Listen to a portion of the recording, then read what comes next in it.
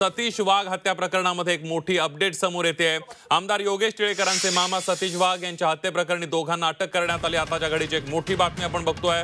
10 ते 15 जणांच्या चौकशीनंतर दोघांना ताब्यात घेण्यात आलंय। एक मोठी बातमी, दोन्ही आरोपी पुणे क्राइम ब्रांच पथकाने ताब्यात घेतलेले आहेत। पवन शर्मा आणि नवनाथ गुरसाळे या दोघांना पोलिसांनी ताब्यात घेतलंय। सतीश वाघ यांची काल रात्री अपहरण करून हत्या करण्यात आली होती।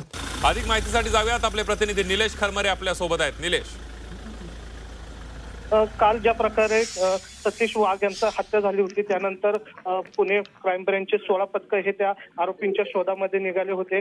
खरं तर ज्या गाडीमध्ये त्यांना किडनॅप केलं होतं त्या गाडीमध्ये 4 जण असल्याची माहिती पोलिसांना मिळाली। त्यातल्या दोघांना पोलिसांनी आता ताब्यात घेतल्याची माहिती आता मिळते। खरं तर 10 ते 15 जणांना पुणे पोलिसांनी आज सकाळपासून चौकशी केली होती। पुण्यातले जे अलग अलग भागातले जे आरोपी आहेत त्यांच्याकडे ही चौकशी करण्यात आली होती। त्या चौकशी दरम्यान 2 आरोपी हे वाघोली परिसरात संशयितरित्या असल्याची माहिती मिळाल्यानंतर पुणे क्राइम ब्रांचने दोघांना ताब्यात घेतले आहे आणि पवन शर्मा आणि नवनाथ गुरसाळे असं या दोघांचं नाव आहे। त्यांना आता काही वेळातच पुणे क्राइम ब्रांच हे पुणे कमिशनर ऑफिसमध्ये घेऊन येत आहेत। मात्र आताची महत्त्वाची माहिती म्हणजे या हत्या प्रकरणातील 2 संशयित आरोपी आहेत त्यांना ताब्यात घेण्यात आलेला आहे आणि महत्त्वाचं म्हणजे यात मुख्य सूत्रधार हा शर्मा असल्याचा संशय सुद्धा पोलिसांनी व्यक्त केलेला आहे। अगदी निलेश, दोघांना अटक करण्यात ताब्यात घेण्यात आले, मात्र हे दोन्ही आरोपी कुठल्या टोळीशी संबंधित आहेत का, त्याबद्दल काही माहिती मिळते?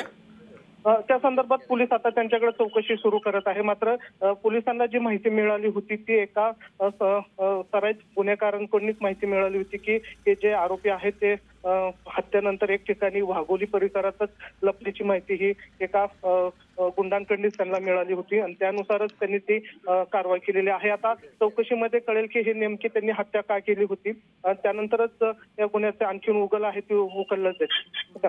अगदी निलेश, धन्यवाद तुम्ही दिलेल्या सविस्तर माहितीबद्दल।